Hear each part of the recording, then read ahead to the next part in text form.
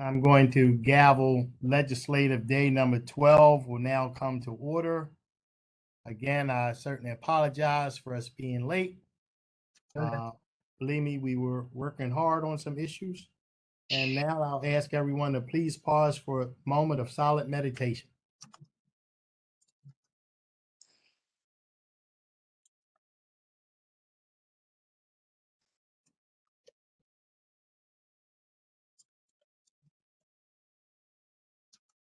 I will call upon Councilman Quirk, who will lead us in the Pledge of Allegiance. All right. I pledge allegiance to the flag of the United States of America and to the republic for which it stands, one nation, under God, indivisible, with liberty and justice for all. Thank you, Councilman Quirk. Is there a motion to approve the journal for the meeting of May 26th? Move it. Second. It's been moved and seconded. All in favor? Aye. Ayes have it. The journal is approved. Enrollment of bills. Bills 24-22, 27-22, 28-22, and 30-22, and 31-22 were passed by the council, signed by the executive, and hereby enrolled. Bills 29-22, 32-22, 33-22, 34-22, 35-22, 36-22, 37-22, I'm on. 38-22, 39-22, and 40-22 were also passed by the council and are hereby enrolled. Mr. Secretary, will you now read all bills for introduction this evening? Mr. Chairman, we have one bill for introduction this evening, sponsored by Councilwoman Bevins, Bill 47-22, zoning regulations, uses permitted in the business major zone. Thank you. The council will now consider all bills for final reading and vote. Mr. Secretary, first bill, please. Bill 41-22, notification of development fee waiver. Okay. Good evening, Mr. Chair. Yes. Mr. Benjamin? May I begin? Yes. Thank you. Good evening, Mr. Chair, members of the council.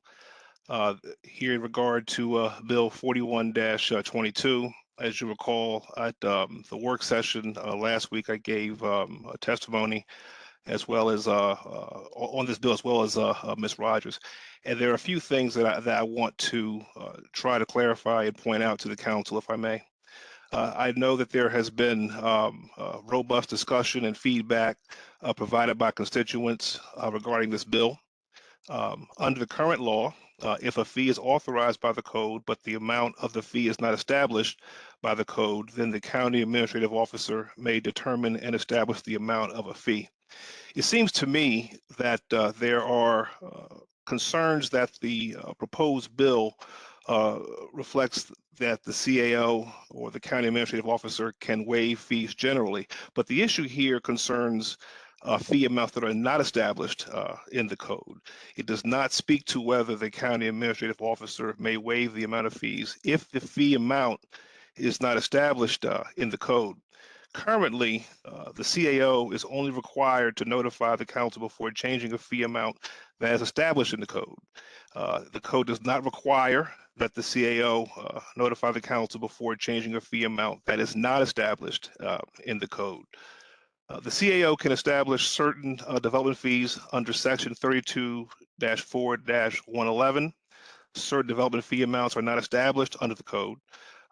Development impact fees are established in the code. As of now, the council does not have any oversight of development fee amounts not established by code. And right now, there is no requirement for the CAO to report or notify the council if development fee amounts is not established in the code. A couple of amendments have been submitted for the council's consideration. One is whereby where the council would be required to develop, another county, excuse me, would be required to develop written guidelines and criteria for the CAO to use in considering requests for a waiver of a development fee amount.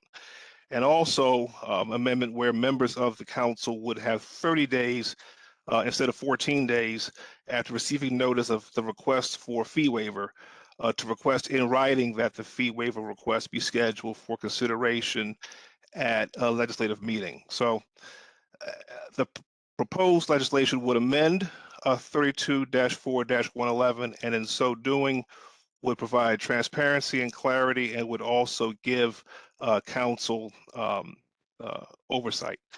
It's my understanding, Mr. Chair, that the CAO, Ms. Rogers, would like to say a few words with your permission.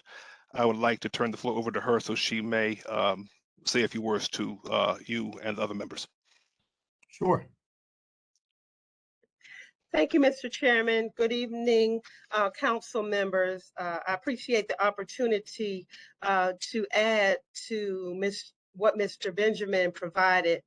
I would like to offer a few additional considerations regarding the request of the proposed legislation. It is very important to me that we operate with transparency and with the highest level of integrity, and that we always do what is in the best interest of those we're charged to serve. And I know that we mutually share that. This is a public manager's version of the Hippocratic Oath, as far as I'm concerned. And for the past 3.5 years, I've worked diligently and in cooperation with the council to address operational challenges that we have discovered or have been pointed out by the county auditors or the county's inspector general. Bill number 41-22 is an additional step to increase transparency and to responsibly communicate with the council when requests for waiver of development fees are being considered. As Mr. Benjamin indicated, currently the code does not require council notification for the waiving of fees that are not reflected within the code. While the code does require notification for fees that are in the code, this creates confusion. The current code is silent and the current code is silent on the definition of a waiver. Bill 4122 does two important things. It provides transparency to the request for development fee waivers by requiring the CAO to notify the council, which I believe is the appropriate thing to do. Second, the legislation also defines the difference between a fee waiver and a fee change. As we have done with the implementation of other legislation, we will work diligently to develop the appropriate business processes, standard operating procedures, selection criteria, and accountability measures. Of course, we will always work in coordination with the council and members of the council and with Mr. Boswick. I give the example of the legislation that we jointly worked on to correct the problems with the retiree rehires. We worked jointly on that legislation that defined definitively what needed to be done if an employee were to be rehired, an employee who had retired were to be rehired. We worked on the criteria and we report on a regular basis now, and that is working fine. That's my level of commitment to working with the council to correct things that have not been done as in the best interest, as far as I'm concerned, in communicating with the council or in the best interest of the citizenry. And so again, we put forward Bill 4122 to, again, increase our transparency and to responsibly communicate to you in the event that there are fee waivers of the request for development fees. Thank you, Mr. Chair. Thank you very much. Mr. Chairman. Yes, Councilman Marks. Thank you very much. Ms. Rogers, I want to thank you for your explanation. And you and I and the members of the council and with the county executive have worked on a lot of initiatives that have made the government more open and more transparent. I think it's very easy for some to throw rocks at you. It's a lot tougher to make those decisions. Having said that, I would prefer for us to have a little bit more time to look at this legislation, to hear from the administration exactly what sorts of exemptions would be proposed, how those would be structured. I think a lot of the community leaders are asking for that type of analysis.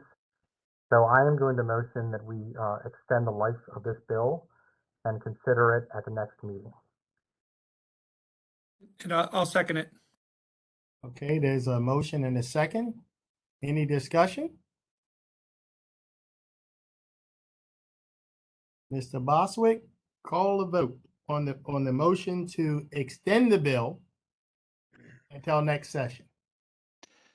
Mr. Jones, Aye. Mr. Marks, Aye. Mr. Quirk, Aye. Mr. Crandall, Aye. Mr. Patoka, Aye. Mr. Catch,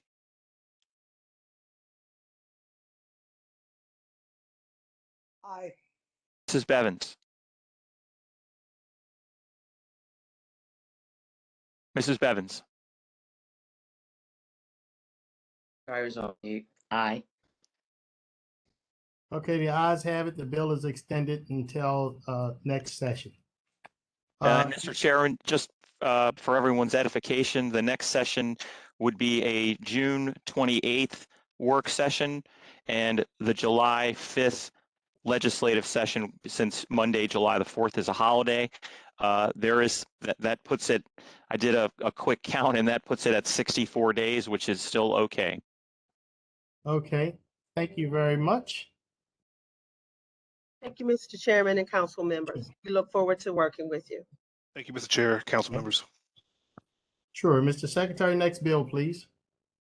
Certainly, Mr. Chairman. The next bill is Bill 42-22, Employees Retirement System. Okay, Mr. Blades. Good evening, Mr. Chairman, members of the council. The administration is requesting changes to the employees' retirement system. The proposed retirement bill accomplishes the following. It establishes a retirement plan B backdrop for sworn firefighters and sworn police officers hired on or after July 1st, 2007. The drop is a 3-year or look back for 3 years and includes a drop benefit as if the member retired 3 years prior. This will require an additional contribution from firefighters of 0.78% and police officers of 1.3% of their base pay. And to qualify for the drop, the firefighter needs to be have 33 years of qualifying service, and a police officer will need 28 years of qualifying service. The new drop program was negotiated with and approved by the membership of the Baltimore County Professional Firefighters Association and Fraternal Order of Police Lodge 4. This program is designed to be revenue neutral to the county through the additional employee contributions. And the first drop for the fire union may begin on or after July 1st, 2040, with the first drop of the FOP beginning on or after July 1st, 2035. The bill also proposes to provide an option 7 survivorship benefit to the members of pay schedule 7 pay schedule 7 police SMC and pay schedules 5 and 8 firefighters and firefighter SMC who have completed at least 25 years of creditable service. This new option 7 language will mirror the FOP Lodge 4 language that was approved by council with Council Bill 4821. This bill also provides a pension plan for judges of the Orphans Court as mandated by Senate Bill 432 and requires them to contribute a 13.85% contribution of base pay. And the bill also requires all new employees hired on or after July 1st, 2022 to join the retirement system. And this includes the county executive, county council, part-time employees, and employees in the special employment category. There's also some clarifying language within the bill that do not reduce or eliminate any current benefits.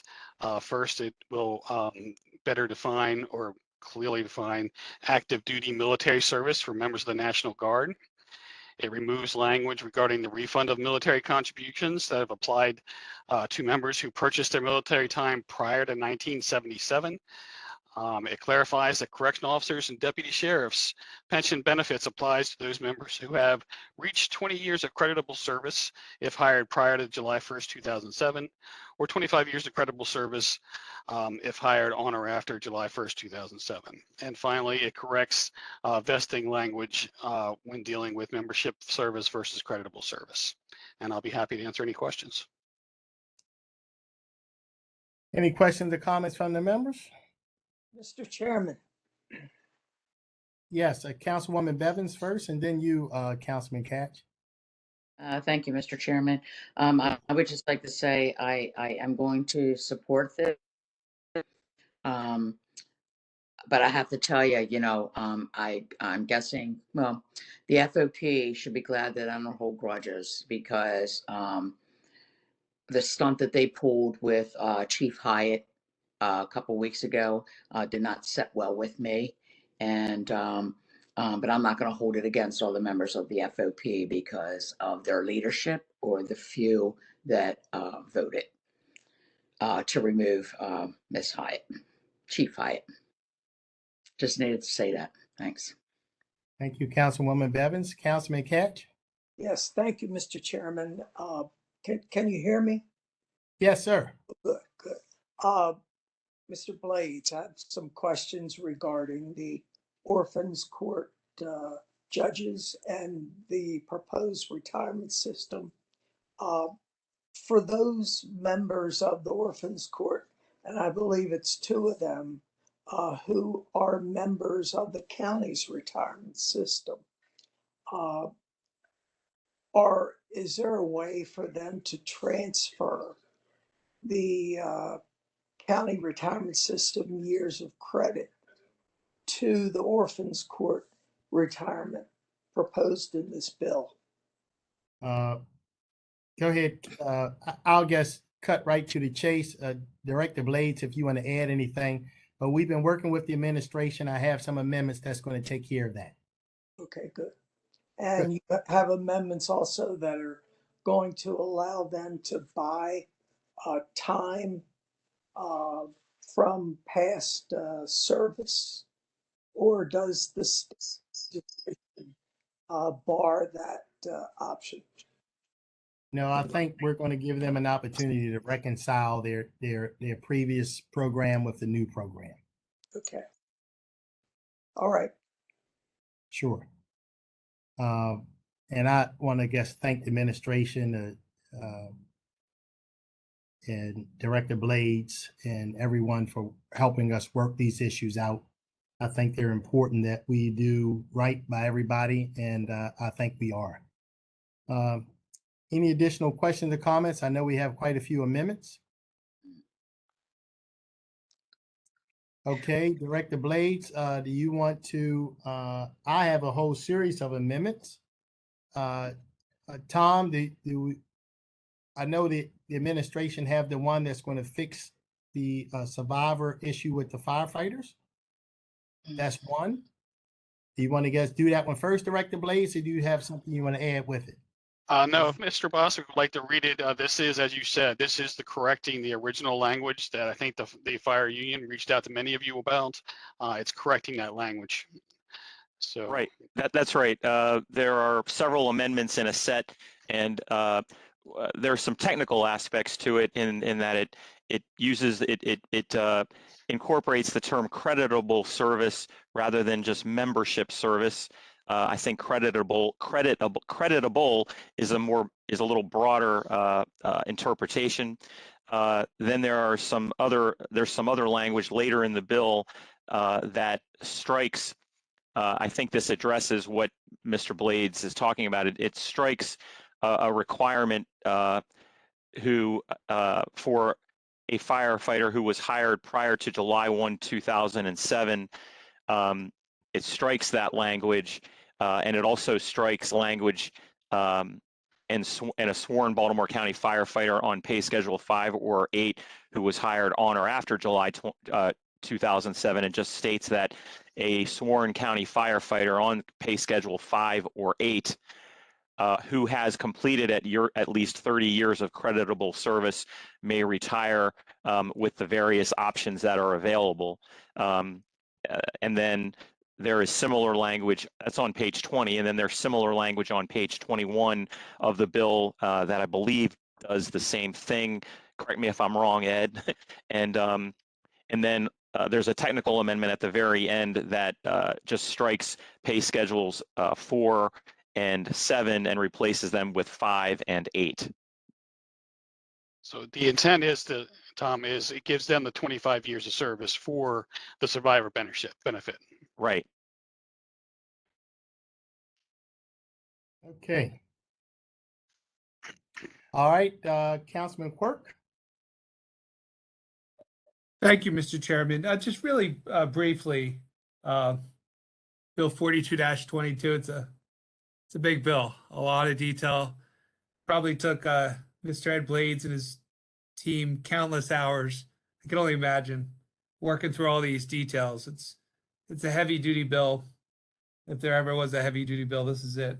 And yeah, I did want to appreciate the option 7 survivor benefit for the pay schedule 7. I mean, I think that really does make a lot of sense. It doesn't affect many people, but it really seems the right thing to do. And also the drop plan coming back, it was really helpful to hear the actuary and that this is cost neutral.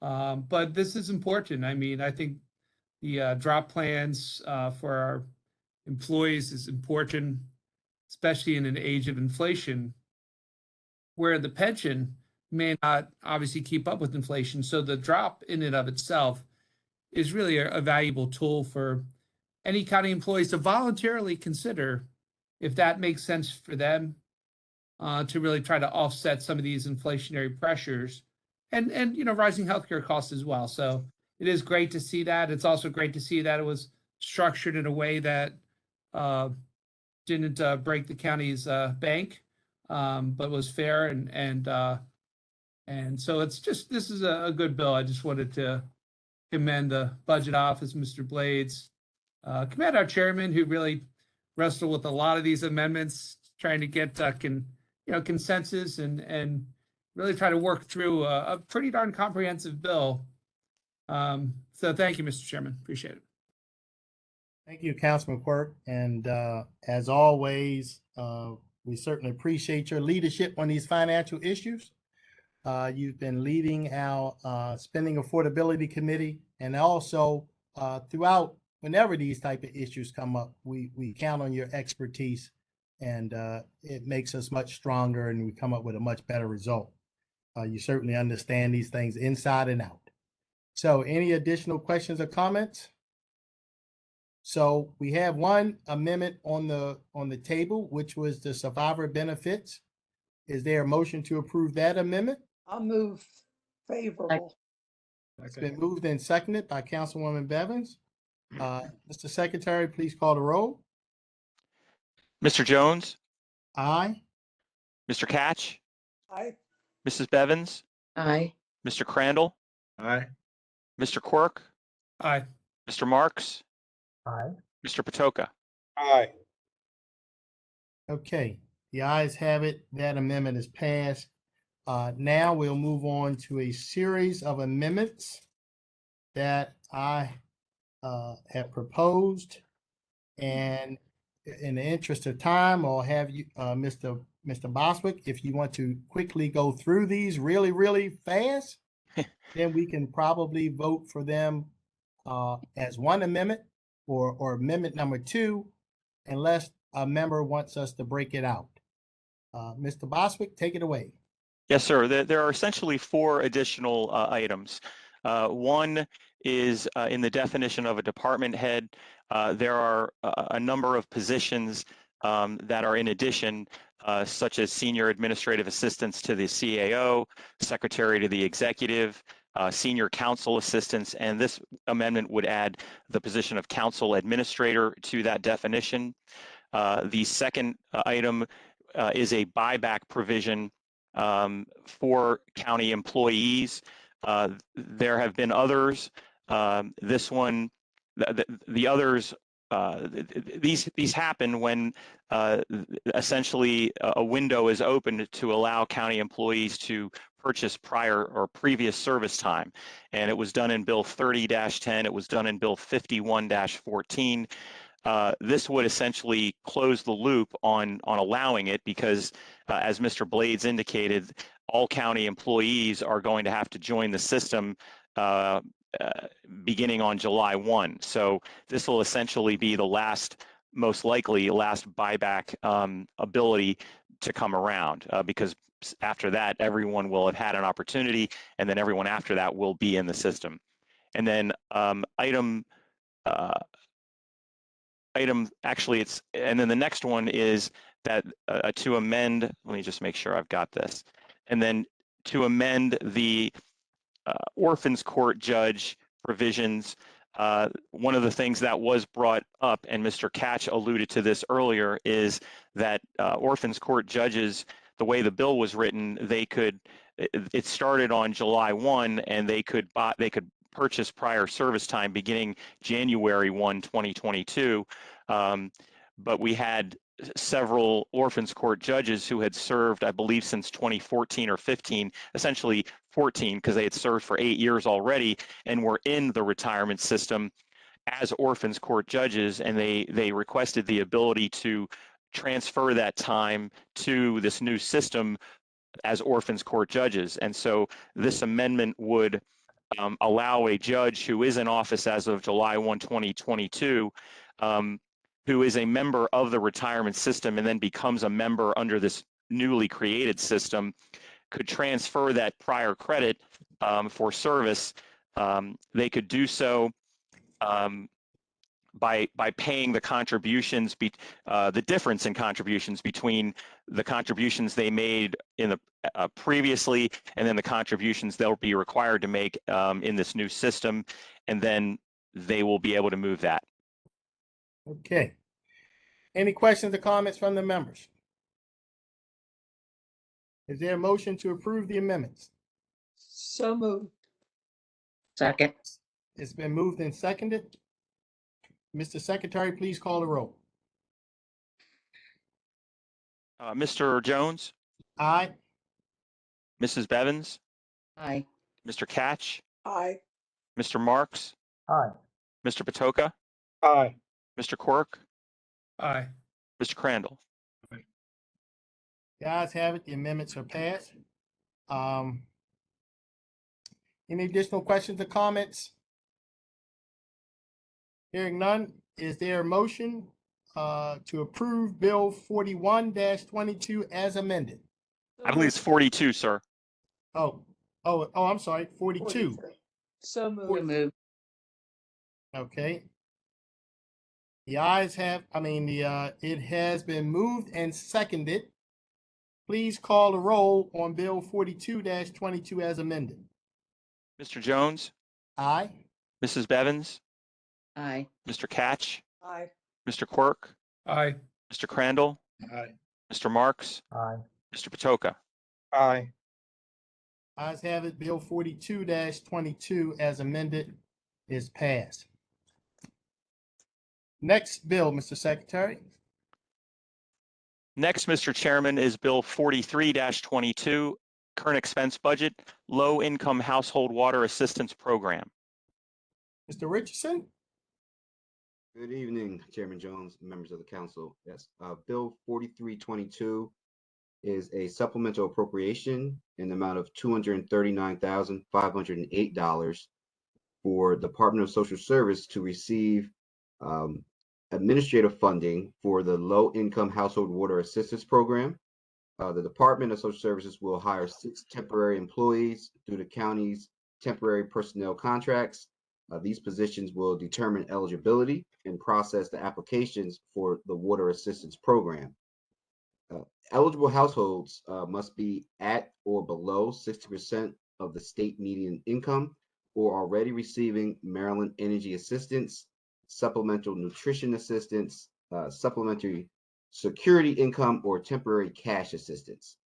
Each eligible household may receive a one-time benefit between $100 and $2,000. Both homeowners and renters are eligible for this assistance, and arrearages are defined as the amount past due greater than 30 days. Thank you very much. Any questions, comments from the members?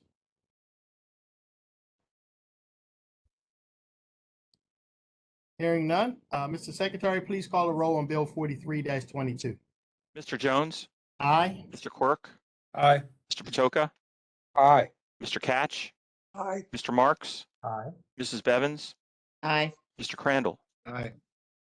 Ayes have it. Bill 43-22 is passed. Mr. Secretary, next bill, please. Next, Mr. Chairman, is Bill 44-22, Current Expense Budget EDA Revolving Loan Fund. Mr. Leonard Howie. Good evening, Mr. Chairman, members of the council. The administration is requesting a supplemental appropriation to the Economic Development Administration Revolving Loan Fund Gift and Grants Fund Program. By way of background, the department received funding from the U.S. Department of Commerce Economic Development Administration at the beginning of the COVID-19 pandemic to capitalize a new revolving loan fund designed to address the severe need faced by local businesses. To date, the administration has collected over $59,000 in principal repayment, interest, and fees. With the council's approval, this supplemental request will allow us to appropriate the $59,000 so that when combined with the existing fund balance of $25,000, the department can execute one final loan to an eligible borrower prior to the close of this special program on June 30th. This concludes my testimony. Thank you, Mr. Howie. Any questions or comments from the members? Hearing none, Mr. Secretary, please call a roll on Bill 44-22. Yes, Mr. Chairman. Mr. Jones, Aye. Mr. Patoka, Aye. Mr. Catch, Aye. Mr. Marks, Aye. Mrs. Bevins, Aye. Mr. Crandall, Aye. Mr. Quirk. Aye. Ayes have it. Bill 44-22 is passed. Mr. Secretary, next bill, please. Next is Bill 45-22, sponsored by Councilman Catch, Zoning Regulations, Distillery Use in the Manufacturing Light Zone. Councilman Catch. Yes, thank you, Mr. Chairman. What this light bill will do is it will allow the BC or Baltimore County Brewery, which is located in the Hunt Valley Industrial Park, right now they brew beer, and this would allow them to expand to a distillery as well. And it's supported by the Hunt Valley Business Association. And so I move this bill. Thank you very much, Councilman Catch. Any questions or comments from the members? I'll second it, Mr. Chair. Okay, it's been moved and seconded. Mr. Secretary, please call the roll on Bill 45-22. Mr. Jones, Aye. Mr. Catch, Aye. Mr. Marks, Aye. Mrs. Bevins, Aye. Mr. Crandall, Aye. Mr. Quirk, Aye. Mr. Patoka. Aye. The ayes have it. Bill 45-22 is passed. Next bill, Mr. Secretary. Next, Mr. Chairman, is Bill 46-22. This is also sponsored by Councilman Catch, Zoning Regulations, Woodworking Business Use in the Manufacturing Light Zone. Councilman Catch. Yeah, Mr. Chairman, this legislation will allow a new business to locate in Baltimore County that, and this business, first of all, offers for sale tools that can be used on wood and very specialized tools. It also allows that that classes can be conducted on the use of the tools, and it also allows for the sale of these tools as well. And so I move the bill. Thank you, Councilman Catch. Any questions or comments from the members? A second. It's been moved and seconded. Mr. Secretary, please call the roll on Bill 46-22. Mr. Jones, Aye. Mr. Catch, Aye. Mrs. Bevins, Aye. Mr. Crandall, Aye. Mr. Quirk, Aye. Mr. Patoka, Aye. Mr. Marks. Aye. The ayes have it. Bill 46-22 is passed. The council will now consider all fiscal matters. Extensive testimony was taken at the council's work session on May 31st. The witnesses who testified at the work session is available to restate their testimony if needed. I'll now call upon the secretary to read the cover letter for fiscal matters 1 through 9. Yes, sir, Mr. Chairman. Fiscal matter 1 is a budget appropriation transfer number 22-03, Baltimore County Public Schools. Fiscal matter 2 is a contract with Wallace Montgomery and Associates LLP. Fiscal matter 3 is a contract with Legal Papers Incorporated. Fiscal matter 4 is an amendment to a contract with Manufacturers and Traders Trust Company doing business as M&T Bank. Fiscal matter 5 is a contract with Maryland Consumer Rights Coalition Incorporated. Fiscal matter 6 is a contract with American Testing and Inspection Services LLC doing business as ADIS Elevator Inspections LLC. Fiscal matter 7 is a contract with KCI Technologies Incorporated. Fiscal matter 8 is amendment number 4 to a contract with NLX North America Incorporated. And fiscal matter 9 is amendment number 1 to a contract with Nelson Mullins Riley and Scarborough LLP, sir. Mr. Chairman, Yes, Councilwoman Bevins? I probably should have asked this before, but can we vote on fiscal matter 1 separately? Absolutely. Okay, thank you.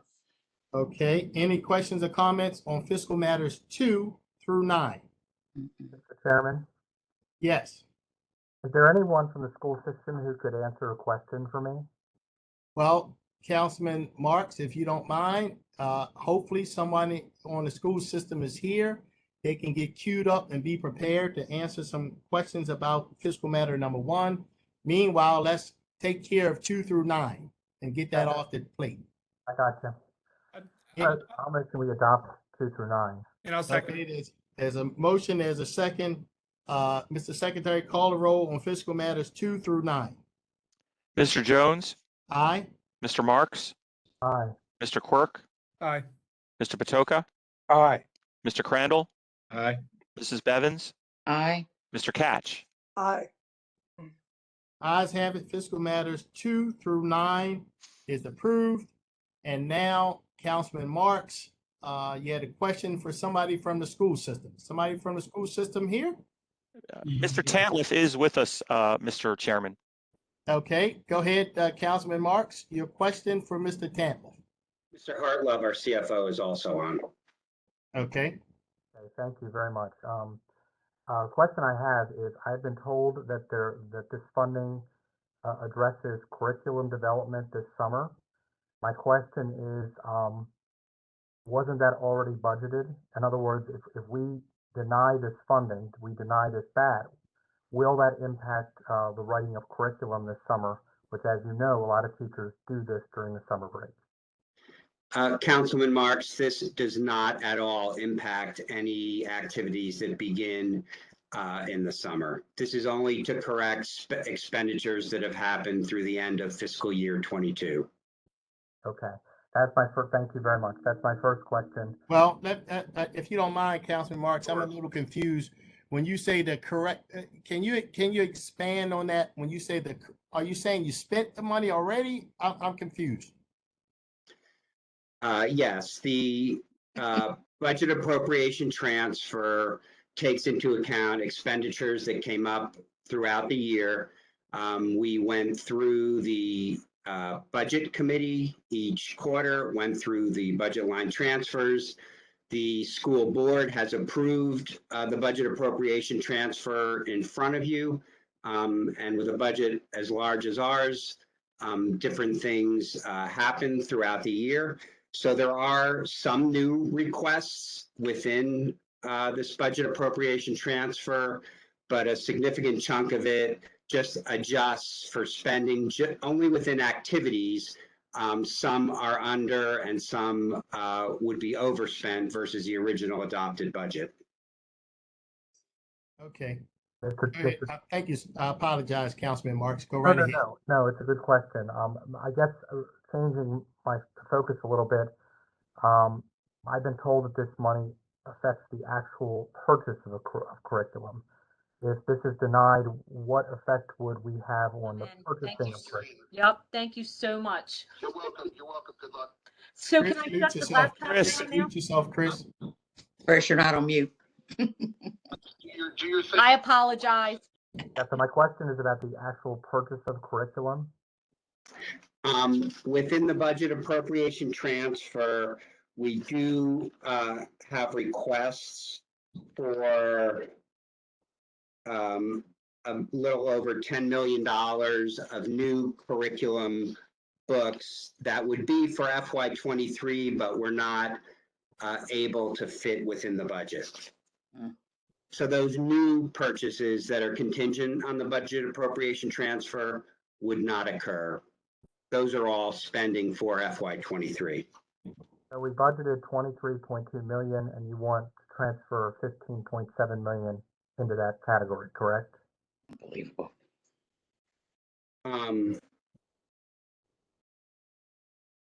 12.7 million is going into instructional, is going out of instructional salaries, and 15.7 million into instructional textbooks and supplies. Yes. Okay. Why such a large transfer? I mean, isn't this something you would normally have forecasted? As I mentioned, the majority of it is for new requests for FY23 that we're not able to fit within the FY23 budget. So because we had funds available at year end due to the number of vacancies we had, as hard as we tried to fill them all, but because we had money available, the superintendent and the chief, the CAO would like to use a chunk of that funding to buy critical curriculum needed for FY23. Okay, thank you. I'm really conflicted on this vote. As a special educator myself, I'm a bit frustrated to see that we are reducing the special education budget by $6 million.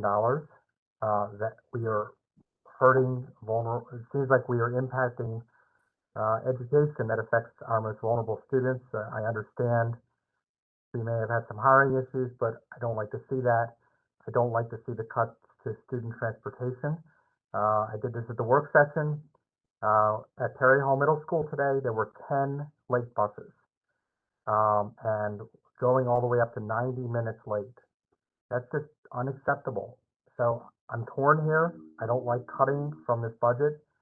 I understand the need for purchasing curriculum, but on the other hand, it doesn't seem like our concerns are getting anywhere.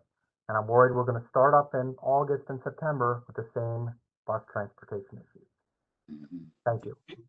And this is Chris Hartlove, the CFO. Yeah. Just to clarify, these are funds, and we're coming towards the end of the year, the fiscal year, and these are dollars that, as Mr. Tantliff said, we've tried to spend in the areas that they were budgeted in. And now that we're close to the end of the year and we have these dollars are not spent, they will either go into our fund balance or they will be moved in such a way that we can use them for the critical items that Mr. Tantliff talked about. So we're not necessarily cutting those areas. Those are dollars that are available because they were not spent. As much as we tried to spend them, they were not spent. I get that, but I also hear from the teachers union and from others and other stakeholders about how we absolutely have to attract more teachers. We have other priorities. This is just very frustrating. And, you know, the council members, each one of us uses our positions as bully pulpits, and that's where I'm going to use my position. So thank you. So I do have a question about, and this question will go with Mr. Hartlove or Mr. Tantliff. What you say this is going to be used for critical items, but these are items that were or were not included in your budget request. And I'm just curious, if they were critical, why weren't they included?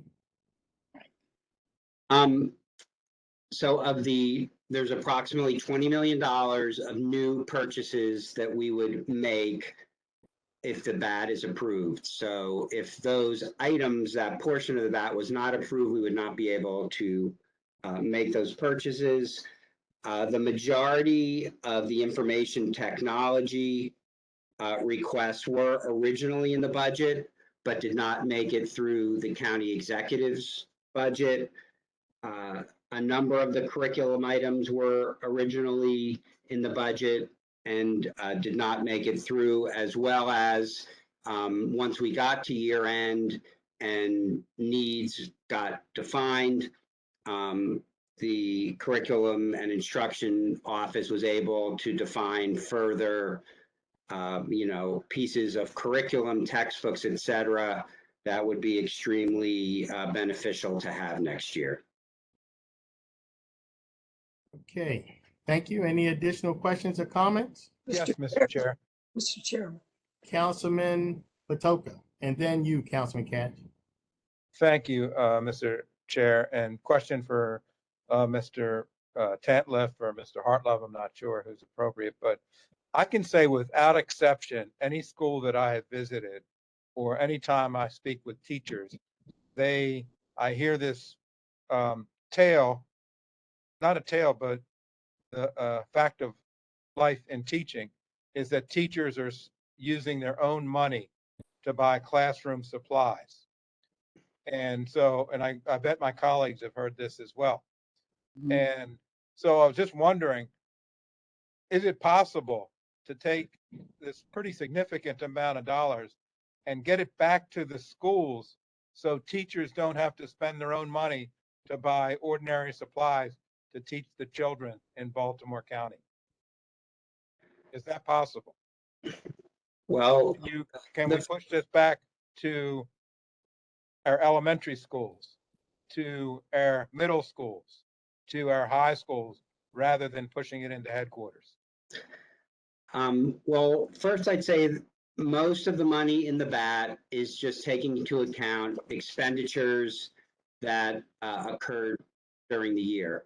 We couldn't push money to the schools just as a hypothetical. This late in the year, it wouldn't even be possible. We're past all of our purchasing deadlines. But what I'd also mention is, in general, the schools get significant budgets managed by the principals that they can purchase many support items for the teachers. So I can't speak to any single instance, or, of course, I'm sure there are teachers making those purchases, but I can say that the schools get significant budgets managed by the principals. And we work with them to help them spend all their money. But I can't speak to, any particular teacher, what may or may not occur. Why not just encumber an amount to each individual school to increase the dollars that would be available? Just encumber it, let's say, to, pick a school. The schools will all get new budgets. Encumber the money to schools so that we have a higher dollar amount going to individual schools, so that principals have a larger amount of money to share within each classroom, so that teachers aren't spending money out of their own pocket to teach the children of Baltimore County. So on July 1st, the new budget will go into effect. There was a proposal in our budget to increase the per pupil funding by 5%. That did not get through the county executive and the county council. We can't just encumber. You can't encumber it to a school. Just say, I'm going to encumber it to Catonsville High School. I'm just picking it. I don't know how X amount of dollars. An encumbrance is created when a purchase order is dropped. So could you have each principal put in a request that would be the equivalent of a purchase order, and then encumber? Could that mechanism be used? Because I think all of us would feel a lot more comfortable if it just were going back into the classroom.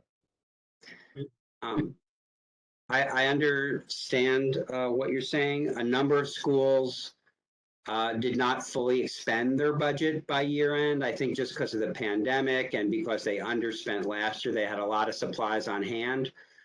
Again, we propose to increase the school budgets. That would be the way to do it. You can't, we can't just create an encumbrance. It's got to be something we have a contract for. It has to be something the school needs with a specific vendor. And it's very, very late in the year to do a significant number of purchase orders. Not that we can't do emergency purchase orders, but all of our deadlines are well past. And I would just add that we do hear this a lot, and we always follow up when we hear of teachers, using their own funds to buy supplies. We're very sensitive to try to get dollars to the schools to make sure that teachers aren't doing that. And there are cases where that is true. There are other cases where teachers have wanted to buy something that the principal said, that's a nice idea, but it's not necessarily where I want to put my dollars. I want to put my dollars somewhere else. So no matter how much we would increase the dollar amount, there's always going to be a decision at the end where they say yes to one thing and they say no to something else. So we do find that, and I'm not saying that there are teachers that are legitimately using their own dollars. I get that. Sometimes these are things that they want to do over and above, and we appreciate that, and we try to support that as much as we can. But I would also say that a lot of these dollars will end up in the schools. The textbooks and things like that will end up in the schools. So, these dollars are not. I get that. I just wish we just had and I think I'm not going to belabor the point because I think you understand where I'm going with this. Yep. But I just wish there was a way, even this late into the year, we do have, we're doing a lot of things over the next month. If there was just a way that we could get creative and just allocate, encumber, even if it's just a portion of this very large dollar amount to individual schools, so that teachers and principals can get creative and do things that help our students learn and be creative and grow into creative adults. So I'll stop there. I think you get my point. And thank you, Mr. Chair. Thank you, Councilman Patoka. Councilman Katz? Yeah, thank you, Mr. Chairman. First question, let me just make a statement that I know for a fact that you are underestimating the number of teachers who do buy their own supplies. No question about it. Every year I taught, I bought supplies for the kids, for the classes. And please, don't, it happens. And that's because teachers care about kids, et cetera. So, following up with Councilman Patoka, I think anything that can be done to assist teachers in buying what's necessary for their students is very important. It is not a minor issue. Secondly, with the transfer, so $10 million is going to be transferred for use of purchase of curriculum. Is that a true statement? Yes. Okay, well, let me ask you, this $10 million for curriculum, was this money requested in the 22 budget?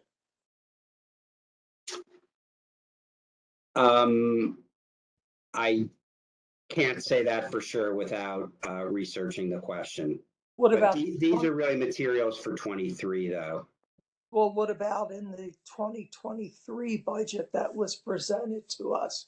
Was this extra $10 million included there? Not all of it, some of it was. So we didn't approve it?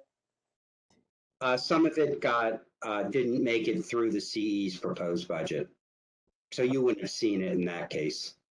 So, I look at the school system and in my view, it's not curriculum, the need to buy additional curriculum.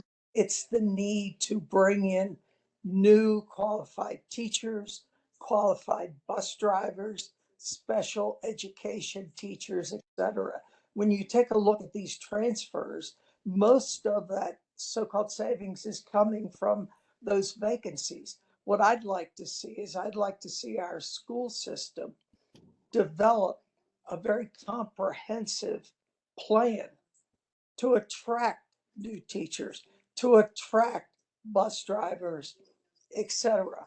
And also, while you're at it, I think that with what teachers have had to deal with over the last 2 or 3 years, I think it would be good to have some incentives there as well. Because of the teacher shortage, I'm sure some of the classrooms are larger than they really should be. What I'm wondering is if this transfer is rejected by the council, does that money go into the general fund of Baltimore County or to the balance at the end of the year in the school system? Generally speaking, any underspend in fund balance drops to the BCPS fund, or any underspending end of the year drops to the BCPS fund balance. But I will mention the majority of this money has already been spent. We're simply requesting to shift the money between activities to where the spending has actually occurred. The roughly 20 million of technology and textbooks that we're discussing, if that portion didn't get approved, that would not be spent, and that would be additional money that would fall to the BCPS fund balance at year end. So if this money falls to the fund balance, is there anything stopping the school system then with coming up with a more effective strategy to attract teachers and bus drivers using some of this money that is left over due to the vacancies? Well, I think the senior team is working very hard to come up with new hiring strategies because of the difficulties we've had. To answer the technical part of your question, use of fund balance has to be approved by the school board and the county council. So if there is a need to use additional funds from fund balance for any purpose at all, whether it has to do with compensation or anything else, first the proposal would go to the school board, and then if it was approved, it would come to the county council for final approval of that mid-year appropriation. And the only, I'm sorry. Go ahead. No, I was going to say the only caution that I put out is that where we have ongoing negotiations, and pretty much everything that the teachers are asking for is ongoing dollars. So these are dollars that are one-time dollars that we will continue to put forth one-time types of ideas. They tend not to like those ideas as much as they like base increases to their salary, which we want to give, but it's really not fiscally responsible for us to give ongoing raises with one-time money to the extent that we can. So we try not to do that, but we're always looking for ways to better compensate our teachers. So that's certainly something we're continuing. I would think with the fact that you have vacancies of teachers, vacancies of bus drivers, that would be the most important challenge before the Baltimore County school system. And I would think that the superintendent would appoint a blue ribbon commission to look at this problem and come up with solutions. I just can't believe there's no solutions to these problems. And I see this money that's being transferred. I'd rather see it in your fund balance. I'd rather you have that money to use to come up with strategies to attract teachers and bus drivers. I'll tell you, when I saw this legislation, I was really appalled. I'm thinking, my gosh, we have a lack of teachers, a lack of bus drivers. And what are they doing? Oh, well, they're transferring the savings over and spending it on things you didn't even ask for in 2022 or 2023. How vital the, are the areas where you want to buy things that are not in in the 2022 budget or the 2023 budget. Something is wrong. Something is wrong. And, I get so tired of hearing that, well, the administrative staff, the senior staff is looking into this. These problems have existed for a long time. A year ago, when we had the school budget, we heard about the anticipated lack of teachers, vacancies in teachers. We heard about the bus drivers. You even have a sign in front of Greenwood about bus drivers. These are very important issues that need to be resolved before next school year starts. And to me, it just is not good enough to hear that the senior staff is looking into it. You've got to make a more serious effort. Thank you. Mr. Chairman. Chairman. Councilman Quirk. Yeah, thank you, Mr. Chairman. I just wanted to echo Councilman Koch's thoughts as well, and I'm sure the entire council feels the same way.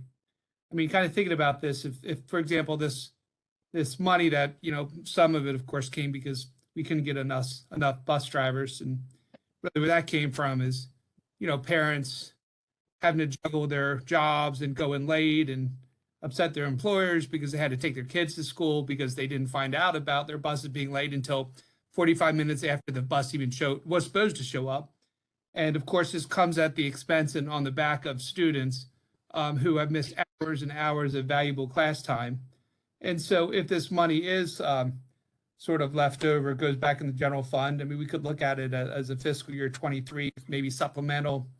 I know it's a one-time thing, so maybe we could look at bonuses or sign-ons for, bus drivers or transportation. I'm so tired of hearing, well, everybody else has this problem, so let's just give Baltimore County Public Schools a pass on it because everybody's wrestling with this. That to me is just not true. I mean, there are plenty of schools and plenty of counties doing it much, much better than Baltimore County. And this is not just a problem that was just created yesterday, but we're finally hearing solutions about the bus problem, and it's the end of the year. So what kids or what parents is it helping? I don't know what the delay and why we haven't been getting a better response on this bus issue, but it's quite frankly incompetent. It's just, I mean, there's no other word to describe it except incompetency, in my opinion. And not only that, but you look at NAACP, you look at TABCO, they did a big rally. They're concerned about the discipline problems we're having in our schools, about the fights we're having in our schools. So this is not just coming from the county council. If we look at the amount of vacancies that are going in Baltimore County Public Schools, I think one of the issues the council has, and it's really come to a real just a frustrating moment might be a nice word.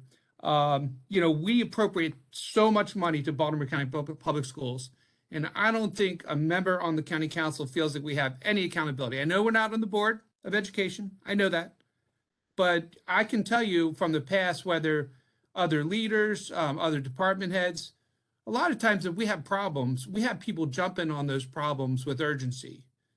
We have sometimes problems fixed with just a simple text in the meeting that we're in. In the past, the county council used to meet with the superintendent and Baltimore County Public Schools leadership every quarter, and we would have serious discussions. We would literally have conversations about specific issues, but we don't have those anymore. I sometimes feel like, there's just a complete just ignoring of the county council because we speak for the people. We have to use our bully pulpits to speak for the people. And I will tell you for sure, with the amount of text and emails and frustrations, parents are too maxed out. Parents are just trying to get by, especially working families that cannot just take 2 and 3 hours off from work every day because the bus comes 45 minutes later, it doesn't even show up. And then the kids that need schooling the most and really can't afford to be out of school, all of a sudden are missing 2, 3, 4 hours of school. It's just not acceptable. And then to finally get answers or finally get a letter from the superintendent after this problem has existed for the entire school year, to me feels like a day late and a dollar short. So hearing frustration from us is a really good reason, because I feel like the buck is not stopping with the superintendent right now. And that's very frustrating to me as not only a councilman, but as a parent that has a daughter in public schools and a citizen and a taxpayer. So thank you, Mr. Chairman. Thank you, Councilman Quirk. Councilwoman Bevins. Thank you, Mr. Chairman. I have a whole slew of comments, not really questions. First, I couldn't agree more with Councilman Catch that teachers and their aides every single day take money out of their own pocket to make sure that these students, whether they're in kindergarten or in high school, have the supplies that they need, right down to when they come to school with soiled clothes, get off the buses in their pajamas because they just don't have parents that care. Is there something in your budget that you give principals for that? No. I feel like when this was first brought up tonight, that you passed the buck to the principals and said, well, we give the budgets to the principals, and, we can't help how the principals spend their budgets, and maybe they're not giving enough to their teachers. That is BS, and I don't want to hear it, because I've been hearing it for years and years and years. You must be so out of touch with TABCO and with the teachers that teach in Baltimore County, because every single day they spend money on the kids in their classroom.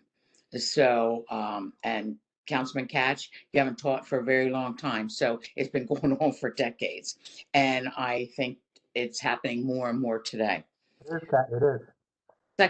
Second, there is nothing that has been more important over the last couple of years, besides the COVID pandemic, than the lack of transportation for our children in Baltimore County schools. Nothing. That should have been the number one priority on how are we going to get more bus drivers? How do we entice them? How do we train them? What are we going to do? And again, everybody has the problem. Well, we can't just keep saying, well, it's a nationwide problem. How is Baltimore County going to fix that problem? Kids cannot come 6 o'clock at night, then on a bus for 2 hours, been waiting for an hour and a half, then on a bus for another hour. And I don't want to hear ever from the school system that the bus is a privilege.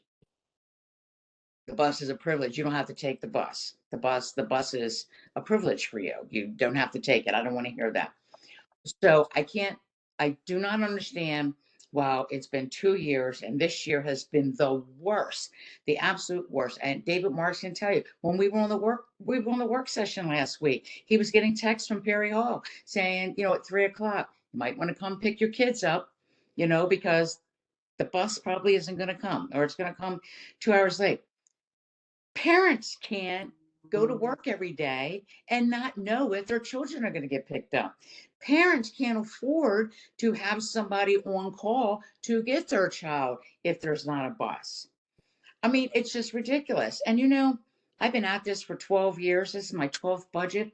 And, correct me if I'm wrong, somebody, but it seems like every single year we meet maintenance of effort with millions of dollars over to the school system.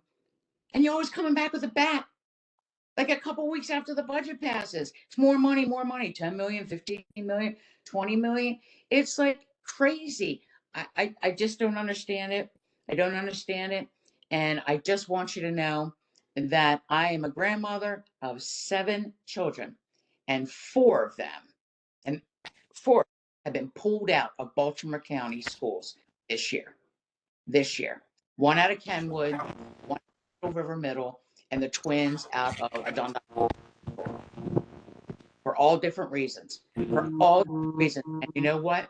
I never got a phone call, never once got a phone call from the superintendent wanting to talk to me about why my grandchildren have been pulled out of Baltimore County schools. So how can I be a cheerleader for Baltimore County schools when my own grandchildren aren't getting their fair share or getting beaten up or terrified to go to school or have too large of a class with an IEP and can't learn. I never threw my weight around. I never called a principal. I never did anything. I just let the process happen. I never got a call for the superintendent. God bless Tony. He did what he could do. I'm just saying, I'm disappointed. I don't know what the vision of the superintendent is, if there is one, leading Baltimore County forward. I was at the most depressing ceremony that I have ever been at in Baltimore County about 4 weeks ago, maybe 3.5 weeks ago.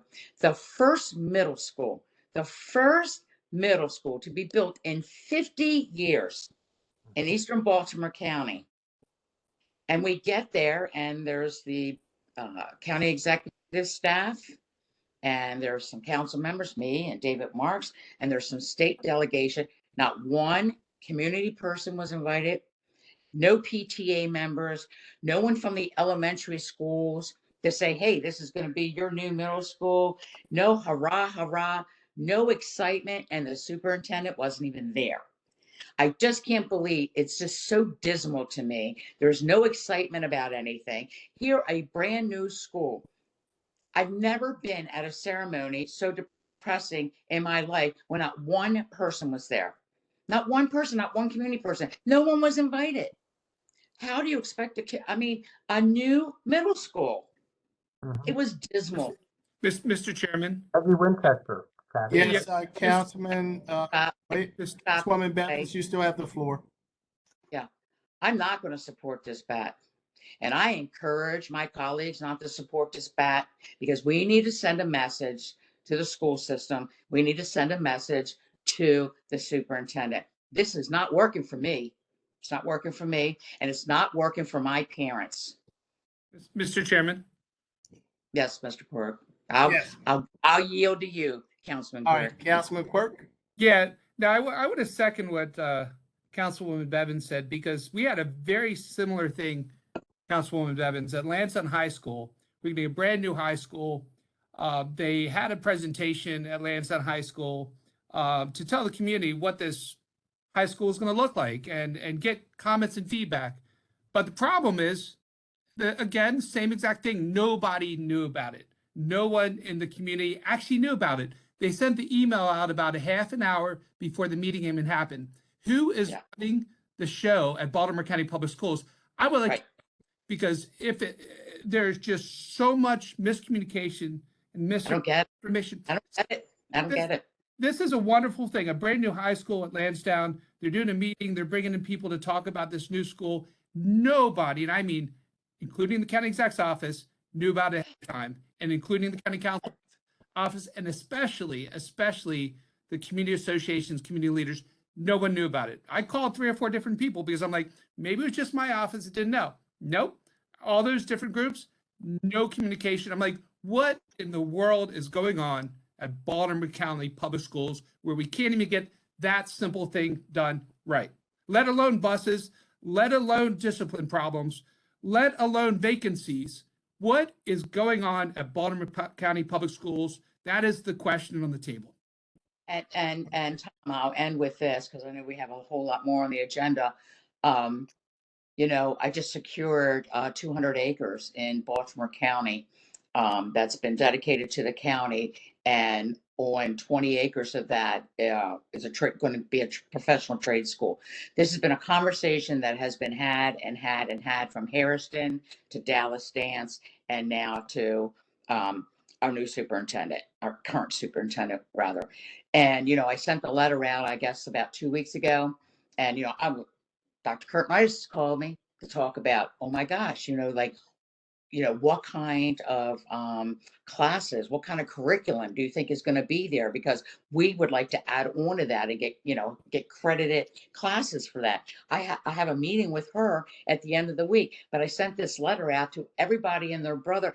I never even got a call from the superintendent saying, wow, you banked 20 acres for a trade school in Eastern Baltimore County? Nothing. Zip. Nothing. I mean, what the hell is going on? And I'll close with that. Mr. Chairman. Councilman Catch. Yes, sir.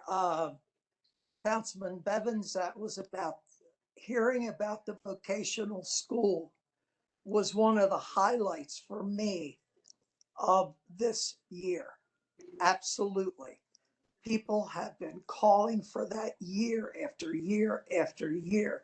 You know, not every child wants to go to college, That's right. get a degree in history or English, whatever, but want to work with their hands. And we desperately need a trade school. And I want to thank you so much for your advocacy and the fact that you've gotten ground for this particular school.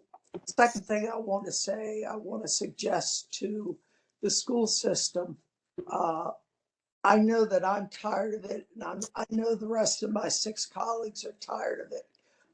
From now on, when we have meetings with the superintendent or anyone with the school system, and you haven't done it today, but I am so tired of, we'll get back to you with an answer. We'll get back to you with an answer. You realize when we consider your budget, which is the largest part of the county budget, and we only meet one time to talk to you about your budget. Right. And what good is it to us when the answer to our questions are, well, we'll get back to you. I think in the future, you need to bring people in your system who will know the answers to these questions. I know the answers exist. I know it. And, you know, it ought to be shared. And then with the ransomware situation, to sit down and to listen, you know, we ask questions and we're saying, well, you know, we can't answer that question. We can't answer that question. I'm thinking, why are we even here? Why are we even here? It was just ridiculous, absolutely ridiculous. And you all have got to work on communication. I've got, you know, we as a council, the county executive deserve to know what's going on in the school system. And if there is a problem we have, we deserve to find out what you're going to do about it. I hear the same complaints from parents. They call and they're, well, we'll get back to you. And you know, it's getting very frustrating.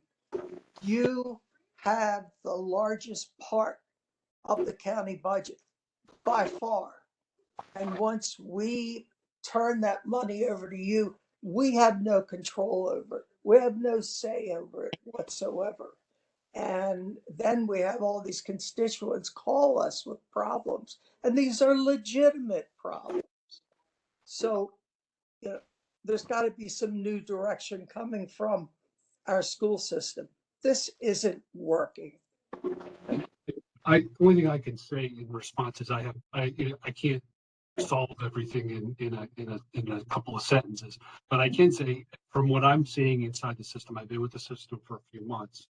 I'm seeing people that do appreciate what's coming from the county council, from the county executive, the funding. I've seen the appreciation. And I also, a lot of the frustrations that you have voiced, I've heard, you know, we have those same frustrations, and I do see folks working on trying to fix these problems. So that's all I can really say in response. I took the message last week back to the superintendent, and we did meet and try to. And you know what, Love, I hate Sure. to interrupt you, Sure. but you took that message back to the superintendent. My colleagues, all raise your hand if you heard from the superintendent. Anybody get a call from the superintendent? That's our point. Sorry to interrupt you. That's our point. Oh, that was really it. I think I believe that we did follow up to a memo and to an offering of a meeting, I think on Friday. But I'm not going to be able to say anything, and I understand that. Right. Only thing I would say is, I'm sorry. The only thing I would say is the bad the items in the bat have been vetted. They are things that we need, and we would hope that you wouldn't use the bat, to voice those frustrations, which I think we are hearing them. But we would just respectfully ask that the bat be passed, but that we understand why you wouldn't do it. I'm not voting on the school system needs until they start fixing things and Superintendent Williams starts communicating with this council. I'm only one of 7, but that's where I am right now. That's how frustrated and disappointed I am with everything. Okay, well, let me close this out and basically thank everybody for their comments. I think your message has been conveyed loud and clear. I think everyone hears and understands, and I too understand your frustration. I have spoken to AFSCME. I've received the presentation and spoken to the deputy superintendent and others. I've spoken to the superintendent, and I get it and I understand that everybody's frustrated. The only thing I would ask is that we have clearly given the message, and now let us not, I guess, use the funding to send the message when the message has already been sent and it's loud and clear. So I'm gonna urge everybody to vote for the bat. And that's my ask. But clearly, we've heard it all, and I understand everybody's frustration. I get it. I agree with you, Councilman Quirk. The quarterly meetings were very nice, and we should have them. And I would employ the superintendent to do that immediately, at the beginning of the year. Write down 4 meetings, put it on a calendar, make those dates happen. Now, on that note, any additional questions or comments before we call a vote so we can move on? I think everybody's had plenty of opportunities to give their message. I'm going to make a motion that we approve. Let me see. Do I need to make a motion, Mr.? Yes, I'm going to make the motion. Yes, sir. To approve the bat. Sorry. Is there a second? Second. It's been moved and seconded. Mr. Secretary, call the roll. Mr. Jones, Aye. Mr. Patoka, Aye. Mr. Marks, No. Mrs. Bevins, No. Mr. Crandall, No. Mr. Catch, No. Mr. Quirk. No. Thank Those you. have it. The bat is not approved. Okay. That was On that note, let's see where we are, because we've been now I guess we'll move on to miscellaneous business. Mr. Secretary, first item, please. Mr. Chairman, whenever a contract over $25,000 is awarded by a process other than formal competitive bid, it is required that a copy of the contract be given to the county council and that the nature and parties to the contract be announced by the secretary at the next legislative session following the award of the contract. There is just one such agreement on tonight. It is, and Ed, correct me if I'm wrong, I just have one on my list. It is a purchase order. One is good. One is good. Yes, yeah. It is a purchase order with Premium Park Products LLC. It's for the purchase of 10 pedal boats to be used at Miami Beach Park. It is in the amount of $48,050, awarded on April 29th.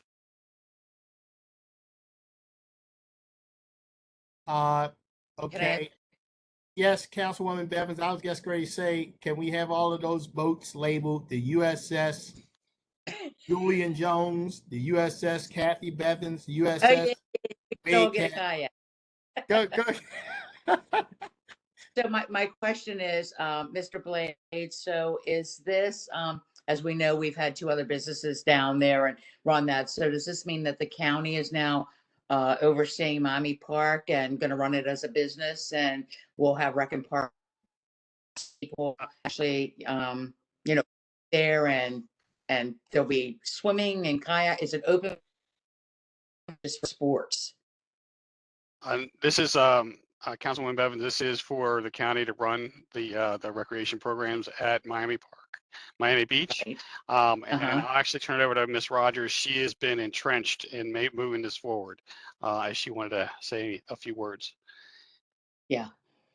Yes, ma'am. These are the products that are needed for the Department of Recreation Parks to operate Miami Beach. It is insourced now versus outsourced. Right.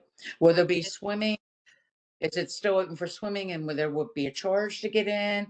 Or is it just to go in to have recreational, boating with the kayaks and things like that? No, ma'am. It's the same services that were offered previously. Good. The community will be happy with that. They were very happy before when there was something there, and I'm glad to hear that. So thank you. We're trying to run them similar to the other internal operations that Rec and Parks operates. So we had products. There'll be a fee to get into the park. And then if you do anything additional, like want to rent a kayak, that's extra, but there'll be a fee just to enter the park, like $5 or per carload or something like that. Yes, ma'am. It's the same. The only thing we had to do was get the products, get the kayaks and the last part. And we utilized some of the funds that we had within FY 22 budget because, we had vacancies and things, but this way there were one-time purchases to get us going. Well, good. The community wasn't happy with the last person running that, so I'm sure they'll have a great relationship with Rec and Bart. Parks. Mhm. Yep. Councilwoman Evans, you'll recall during the budget process, we reinstated the enterprise fund, and that's where the revenue for the rentals will go to keep the program moving. Yeah, we will reinvest it back. We'll have lifeguards there at the beach again. Lifeguards, cool. Put your kids. We will say we're still recruiting for lifeguards. That's another area that is a nationwide challenge with lifeguards, getting lifeguards. I know. Well, thank you. Make sure the USS Julian Jones is blue. I like I'm orange. Orange for Councilwoman Bevins. I'm orange. Always orange. Sunny orange. Sunny orange. They're the colors of my high school. Very good. Orange. Blue and orange. Orange. Well, green and gold, right, Todd? Green and gold. Green and gold. And gold. That's the colors of my college. Green and gold. Okay, I represent Dundalk High School, but I did not go there. Editorial debates. Come on now, move on. Yeah, Mr. All right. Thank you, Councilwoman Bevins, for snapping the whip. All right, we took care of that. We already spent the money. We have the boats, the paddle boats, moving right along. No bats, but paddle boats. Next item, Mr. Secretary. Mr. Chairman, the next item under miscellaneous business is Resolution 23-22. This is a resolution for the council's consideration to authorize the expenditure of non-local funds, CCBC. Ms. Hott, you ready? I am, yes. I don't see a helmet and battle flak. I don't see no body armor on. You ready? I am ready for whatever the council wants to ask about. All right. I suspect you'll be treated a little more kindly. Go right ahead. Sure. This is an authorization for $22.3 million of higher education emergency relief funds, stimulus funds that CCBC receives. This is the authorization to spend those dollars. Most of them will be spent to provide student scholarships and grants for students that were impacted in some way by the pandemic, and a small portion, $6 million, will be spent on COVID testing and safety supplies on our campuses. Okay, thank you very much. Any questions or comments from the members? Nope, we like CCPC. Okay, is there a motion to approve resolution 23-22? Second. Been moved and seconded. Mr. Secretary, please call the roll on resolution 23-22. Mr. Jones, Aye. Mr. Catch, Aye. Mr. Quirk, Aye. Mr. Patoka, Aye. Mr. Marks, Aye. Mrs. Bevins, Aye. Mr. Crandall. Aye. Ayes have it. Resolution 23-22 is passed. Mr. Secretary, next item, please. Next, Mr. Chairman, is Resolution 24-22. This is a resolution for the council's consideration of the Amendment Cycle 39 Baltimore County Water Supplier and Sewage Plan Amendment. Okay, Ms. DeAndrea Walker. Good afternoon, Chairman and members of the council. The administration puts forward Resolution 24-22 to amend the Baltimore County Water Supply and Sewage Plan Amendment, which is Cycle 39. The amendments to the plan are made annually and on an emergency basis in accordance with Executive Orders April 11, 1990, July 22, 2003, August 28, 2009. On July 15, 2021, the Planning Board held an advertised public hearing on the request for this amendment in particular and reported the results of the hearing to the county executive, the Department of Environmental Protection and Sustainability, as well as Public Works and Transportation and Planning. Also reviewed the items before going to the Planning Board for review. Planning Board approved this item on September 23rd. And moved it forward for the county executive to bring to you all. Upon county council approval, this amendment to the plan will be submitted to the Maryland Department of Environment, which then has 90 days to act on the amendments. This particular amendment is for 633 Earls Road. The current designation is W-5, 6, and 7, S-5, 6, and 7, and the proposed new designation is WS3. S3. I'll take any questions that you may have. Woo, any questions or comments? I have Councilwoman comments. Bevins? Thank you, Mr. Chair. Obviously, this is in my district. Lafarge has been an employer and been located for many, many decades. Just being a gravel pit, ACN gravel pit. They are winding down over the next couple of years. They were no longer, now they're actually taking in debris instead of sending out debris. And they're going to be winding down in the next couple of years. They have partnered with a developer. This is 425 acres of untouched land, actually. And it's the largest tract of land left in the 6th district. And after the new maps, it will be in Councilman David Marks' district, but it's currently in mine. And I've been working for years to figure out what's the best thing to do with this piece of property. I had stakeholders meetings that lasted 8 weeks, and they had their comments, and it's been talked about by all the communities and with the administration on what to do with it. Now, going back to, again, this is the same place that a professional trade school will go. On the over 200 acres that have been donated. And of course, they will be mostly buildable acres to put that on. So the question is, why do the water and smell if Lafarge is still not ready currently to be developed? And I say, why not? Lafarge asked last year and I didn't move forward.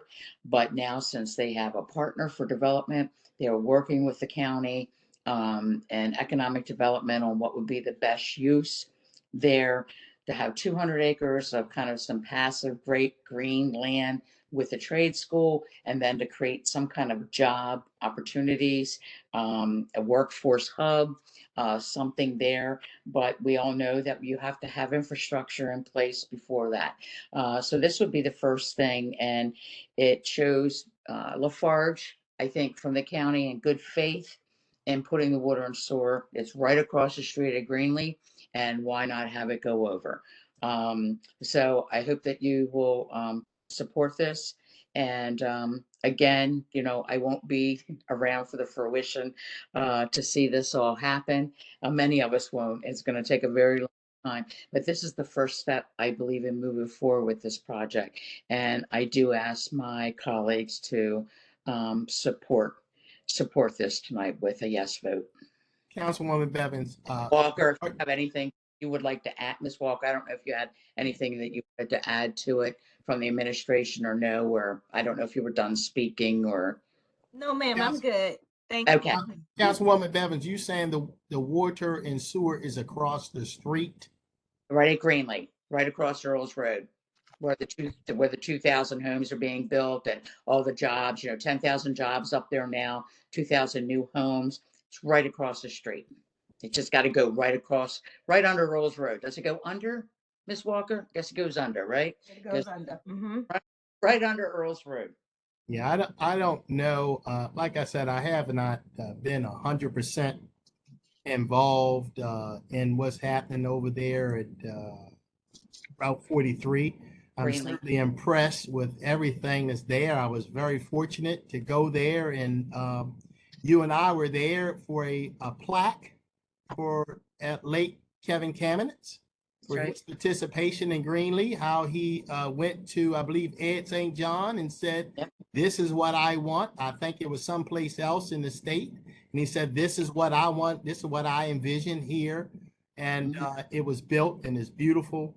And Councilwoman Bevins, I know how hard you worked on the issue because I've heard you talk about it from time to time for the last couple of years about the issues that's going on there. So, I think it's important that I be supportive. Anything that's going to bring more jobs is a good thing. And right across the street, I did not know that, but I'm glad you put that out. Right across the street.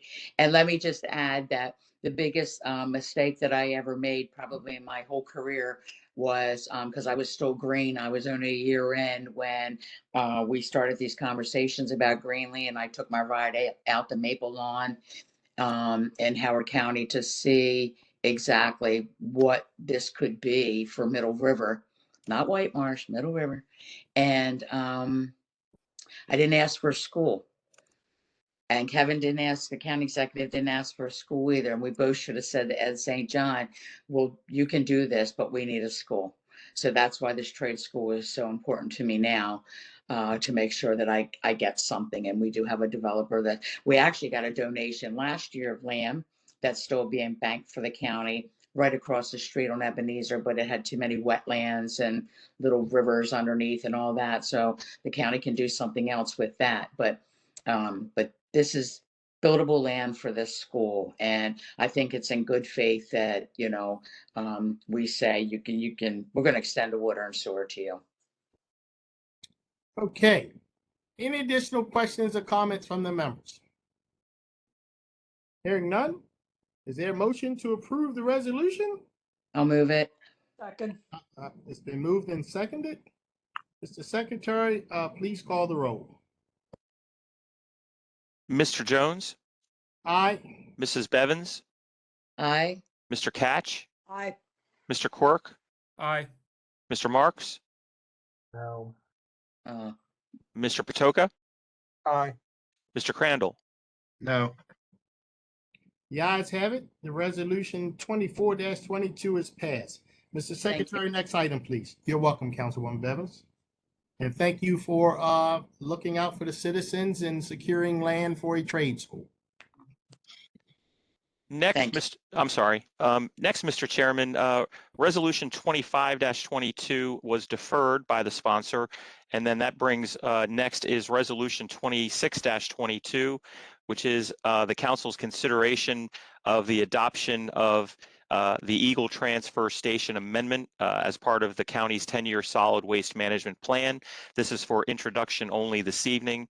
It will be considered, as you know, most resolutions go from one meeting to the next, which is usually about 2.5, 3 weeks. But because of our summer schedule, it will be not considered until July 5th. Okay.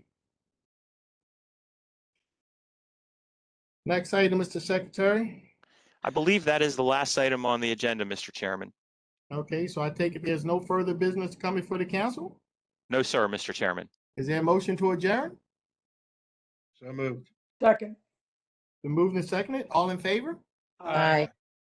The ayes have it. The meeting is adjourned. As is customary, anyone who is registered to speak online prior to the meeting is allowed 3 minutes to speak. And it is my understanding that we have 2 speakers this evening. So Ms. Belcastro, please call our first speaker. Certainly, Mr. Chair, can you hear me? Yes. Okay, I just want to make sure I had some technical difficulties. My apologies for interrupting. I was logging onto another computer and didn't realize I was not muted. I know. It happens. Mortifying. happens. Our first speaker this evening. Just glad you didn't say anything bad about me this time. Never, never. I was actually on the phone with someone from OIT. Our first speaker this evening is Preston Snedegar. Let me see if he's here. Mr. Can you hear me? Snedegar? Yes, we can. Can you hear me? Yes, we Okay. can. Can we see him as well? Actually, No. Mr. Snedegar is on by telephone this evening. Okay. Is he? You may begin, sir. Okay, this is a bully pulpit for the people. Ever so often, Baltimore County corruption rises its ugly head. Now is one of those times. Few people need to get convicted and go to jail to hopefully set the things right, at least for a few more years. I've already presented some information to the federal district attorney's office. Don't trust the locals. I will be providing a lot more. They say that we're tired of Mosby, and I was more than happy providing new names for the Baltimore County to investigate. People under federal investigation will include Kay Brown, Johnny O's police security officer. He did some nasty stuff to me. Johnny O, Brian Frost, OAG, Kathy Bevins, Julian E. Jones Jr., Mr. Benjamin in legal, Kathy Megan, IG, and possibly many others. And from the Baltimore County Police Force, which will include Chief Hyatt, she did some nasty things, and her senior staff all the way down to internal affairs. You might want to ask, why am I doing this endeavor? I have 3 beautiful grandchildren, and they deserve better from their elected officials. They say if you want to get to heaven, you got to raise a little hell. I got the second part down right. I'll raise hell. Get things straightened out. Things I must address. Repeal Law 152, matching campaign funds at taxpayers' expense. Number 2, add Baltimore County Charter to the oath of office for all of you. 3, establish policies and procedures, which seem to be very lacking. Number 4, establish real accounting financial controls. And I'll explain that later. Eliminate the Inspector General's department. The county financial controls will rule. Amazon doesn't have an Inspector General. Microsoft doesn't have an Inspector General. She's a tack dog for Johnny O. Let's get real. Get a raise in benefits for county council positions. If you want the best, it costs. The captain of the police mentioned you weren't getting paid enough. I was surprised, so I'll put that in here. Repeal Johnny O's $100 million purchase of equipment. It is premature because of the influx of everything and high cost of new equipment. Future endeavors for me. Fix Baltimore County school system. Number 1, set high standards and fail the little suckers. I was a teacher for 3.5 years. If you're not held accountable, they do what they do now. Fighting all this other stuff. Don't look at a suspension list like, oh, I have too many on the list. Suspend 20 of them if you have to. They'll calm down after a while. Fix the Baltimore County computer system. It's woefully inaccurate, crashes all the time, it doesn't work. Everybody points the finger at somebody else and nothing's done. Decorate my office in my spare time and write a book on Baltimore County titled A Sea of Corruption. I will say the same prayer that sent me to this mission. May God grant power to the right. Preston R. Snedegar, future district council, if the voters will have me. I promise to represent the people, not the progressive Democratic Party. 4 things that will not come back. The spoken word, the spent arrow, which means shot it, time passed and neglected opportunity. Okay? She said something about Chief Hyatt was so good. Chief Hyatt's so bad. That's my opinion. She did some things specifically to me. That's all I have to say, but I'm going to fix it if you can. Okay, Mr. Snedegaard, first of all, I thank you for your comments. Certainly, there are certain things there I can agree with. There's a few I'll disagree with, especially the part about indicting me. But let's ask you a question. I am perplexed, and I appreciate the gift that you've sent me. But what is the purpose of the chickens? I don't like. Are you calling me a chicken? Are you saying I should be a chicken? What Help me out. No, to be honest, it made me laugh.